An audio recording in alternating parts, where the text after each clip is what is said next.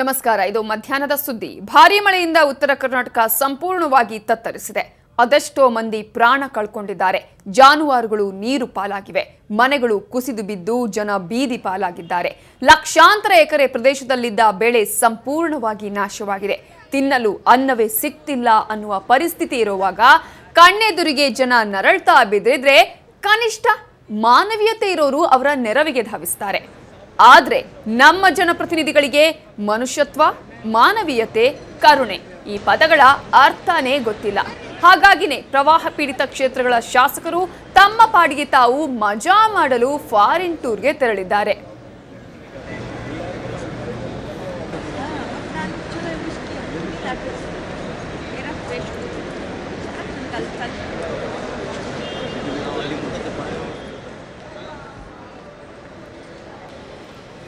ಈಗಾಗಲೇ ಭಾರೀ ಮಳೆಯಿಂದ ಉತ್ತರ ಕರ್ನಾಟಕ ಸಂಪೂರ್ಣವಾಗಿ ತತ್ತರಿಸಿ ಹೋಗಿದೆ. ಗುಲ್ಬರ್ಗ, ರಾಯಚೂರು ಹೀಗೆ ಸಾಕಷ್ಟು ಕಡೆಗಳಲ್ಲಿ ಇಡೀ ಉತ್ತರ ಕರ್ನಾಟಕದಲ್ಲೇ ಈ ಒಂದು ಅತಿವೃಷ್ಟಿ ಆಗಿರುವಂಥದ್ದು. ಅದರ ಜೊತೆಗೆ ಸಾಕಷ್ಟು ಮಂದಿ ಪ್ರಾಣವನ್ನ ಕಳ್ಕೊಂಡಿದ್ದಾರೆ. ಜಾನುವಾರುಗಳು ನೀರು ಪಾಲಾಗಿವೆ.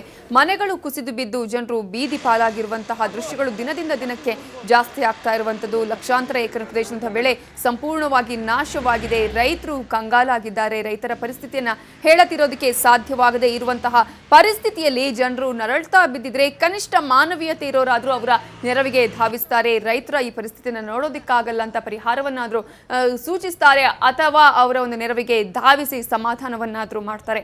ಆದ್ರೆ ನಾವು ಆರಿಸಿದ, ನಾವು ಸೆಲೆಕ್ಟ್ ಮಾಡಿ ಕಳುಹಿಸಿದಂತಹ ಜನಪ್ರತಿನಿಧಿಗಳಿಗೆ ಮಾತ್ರ ಇದ್ಯಾವುದರ ಪರಿವೇನೇ ಇಲ್ಲ. ತಮ್ಮಷ್ಟಕ್ಕೆ ತಾವೇ ಮಜಾ ಮಾಡಲು ಈಗ ಫಾರಿನ್ ಟೂರ್ಗೆ ಹೋಗಿರುವಂಥದ್ದು. ಅದರಲ್ಲೂ ಕೂಡ ಯುರೋಪ್ ಪ್ರವಾಸವನ್ನ ಕೈಗೊಂಡಿದ್ದಾರೆ. ಮನುಷ್ಯತ್ವ, ಮಾನವೀಯತೆ, ಕರುಣೆ ಅನ್ನುವಂತಹ ಪದಗಳ ಅರ್ಥವೇ ಗೊತ್ತಿಲ್ಲಂತಹ ಜನಪ್ರತಿನಿಧಿಗಳು, ಪ್ರವಾಹ ಪೀಡಿತ ಕ್ಷೇತ್ರಗಳ ಶಾಸಕರು ತಮ್ಮ ಪಾಡಿಗೆ ತಾವು ಫಾರಿನ್ ಟೂರ್ಗೆ ತೆರಳಿದ್ದಾರೆ.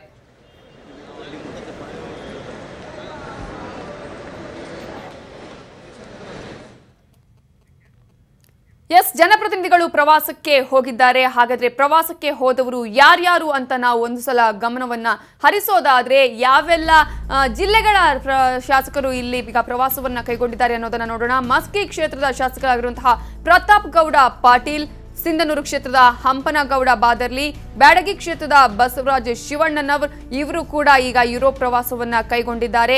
ಸಿರಗುಪ್ಪ ಕ್ಷೇತ್ರದ BM ನಾಗರಾಜ್, ದೇವರಹಿಪ್ಪರಗಿ ಕ್ಷೇತ್ರದ JS ಪಾಟೀಲ್ ನಡಹಳ್ಳಿ, ಇಂಡಿ ಕ್ಷೇತ್ರದ ಶಾಸಕರಾಗಿರುವಂತಹ ಯಶವಂತರಾಯ್ ಪಾಟೀಲ್ ಅವರು ಕೂಡ ಯುರೋಪ್ ಪ್ರವಾಸವನ್ನ ಕೈಗೊಂಡಿದ್ದಾರೆ. ಅದಲ್ಲದೆ ಶಿರಹಟ್ಟಿ ಕ್ಷೇತ್ರದ ರಾಮಕೃಷ್ಣ ದೊಡ್ಡಮನಿ, ಹುಬ್ಬಳ್ಳಿ ಧಾರವಾಡ ಪೂರ್ವ ಕ್ಷೇತ್ರದ ಅಭಯ ಪ್ರಸಾದ್, ಹುನಗುಂದ ಕ್ಷೇತ್ರದ ವಿಜಯಾನಂದ ಕಾಶಪ್ಪನವರು ಕೂಡ ಪ್ರವಾಸವನ್ನ ಕೈಗೊಂಡಿದ್ದಾರೆ. ಇನ್ನು ಕೂಡ ಅನೇಕ ಶಾಸಕರು ಇದ್ದಾರೆ. ತುಮಕೂರು ನಗರ ಕ್ಷೇತ್ರದ ಶಾಸಕರಾಗಿರುವಂತಹ ರಫೀಕ್ ಅಹಮದ್ ಅವರು ಕೂಡ, ತಿಪಟೂರಿನ ಷಡಕ್ಷರಿ ಅವರು, ಪುತ್ತೂರಿನ ಶಕುಂತಲಾ ಶೆಟ್ಟಿ ಈಗ ಯುರೋಪ್ ಪ್ರವಾಸವನ್ನ ಕೈಗೊಂಡಿದ್ದಾರೆ.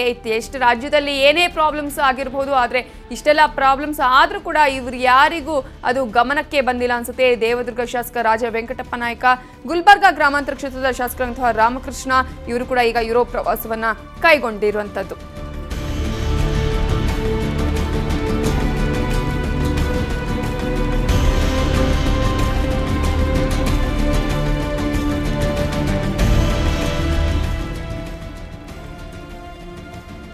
ಪ್ರವಾಹದ ಬಗ್ಗೆ ಈಗಾಗಲೇ ಶಾಸಕರು ಯಾವುದೇ ರೀತಿಯಲ್ಲೂ ತಲೆ ಕೆಡಿಸಿಕೊಳ್ತಾ ಇಲ್ಲ ಅನ್ನೋದಕ್ಕೆ ಇದೊಂದು ಸ್ಪಷ್ಟ ನಿದರ್ಶನ ಅಂತಾನೆ ಹೇಳ್ಬೋದು. ಈಗಾಗಲೇ ಶಾಸಕರು ಯುರೋಪ್ ಪ್ರವಾಸವನ್ನ ಕೈಗೊಂಡಿರುವುದು. 15 ಶಾಸಕರು ಈಗ ಜಾಲಿ ಟ್ರಿಪ್ ಅಲ್ಲಿ ತೊಡಗಿಕೊಂಡಿದ್ದಾರೆ.